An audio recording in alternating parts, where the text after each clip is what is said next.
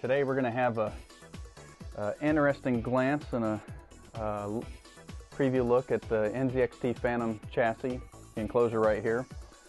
One of the things NZXT's been really doing interestingly these last few months is they've been getting a little creative with their case designs. First it started maybe with the outward case being improved, but now they've gone to moving to improving what's on the inside as well. So what we have here is the black version of the NZXT Phantom. It also comes in a very vibrant red and a really cool white. Personally, probably like the white. It's one of the more unusual colors, and hopefully we have a chance to give you a preview of that one soon. But in the meantime, we'll take a look at the black one here. As you can see here, they've changed a few things, basically how the cases are set up. Here we have a rubber insert on the inside of the 5 1/4 bay door here, the bezel. That kind of helps cut down on some vibration if any of the drives ever make contact with the face, or if any kind of vibration at all. Another nice feature is how easily removable the 5 1/4 bay cover slot is, and it's vented as well. Mesh allows some cooling to get through there, some extra airflow. In the front here, they've also got a vent built into the front. Here we have two side cooling fans as well that are built into the panel.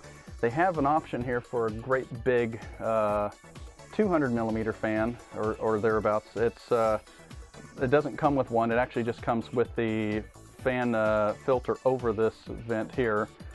So it's kind of nice that you have the option of adding one here, and it adds a lot more airflow. These ones here are pulling in air just as the front is as well. You notice we got 4 ports, grommeted ports for water cooling. You want to run if you need an external radiator and have an external system, like maybe a Coolance Exos 2.5 like I've used at events.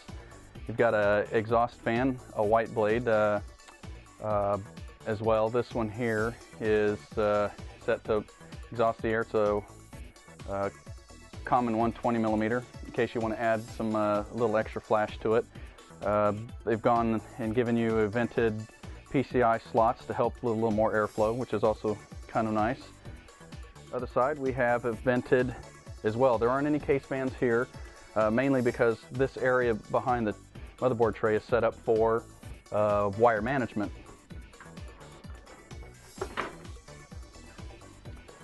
Here's a look at the side panel, your mesh. All right, so here we've got a little extra room here for wire management. You can see they've kind of already shipped it this way with your front panel wire connectors and power plugs for your fans. Here's again some more fan components for the top here. We're going to take a look at it in just a sec. So they've polished it up quite a bit from what you're used to seeing on a conventional case. You'll see you got a nice large CPU cut out here in the motherboard tray, so you can get to your CPU cooler a lot more easily.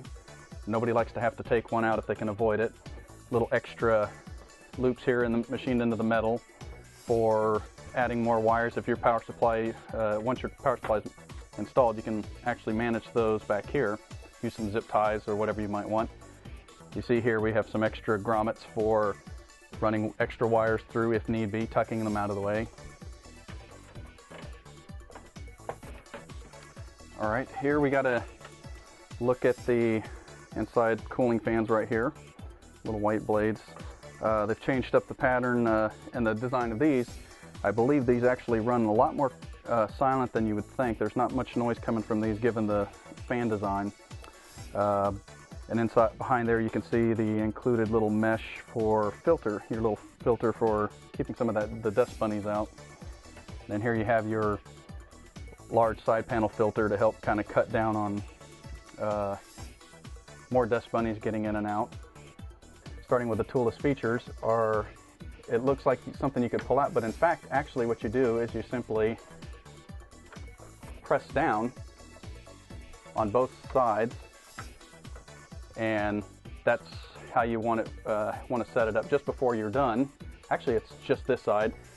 So once you've got your DVD-ROM installed here, you simply make sure the holes are lined up, press it back into place, and then you can lock it, and then this will not come out. It's actually quite sturdy. I think system integrators will like this feature particularly. The hard drive bays are removable. Simple trays, they're flexible, so you can toolless, so you can get your hard drive in there, just bend, do a little bend, and no problem. Once the drive's in there, it doesn't seem like these move too easily at all. They're a little more stiff than some of the other cases we've seen where they would easily fall out. Something else the system integrators will appreciate. A couple extra trays here in case you want to install a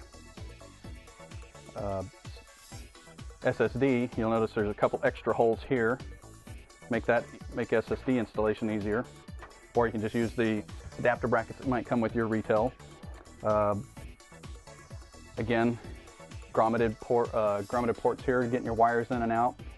This chassis is actually set up to support full-size ATX, extended ATX, such as the old school Skull Trail Intel dual CPU system.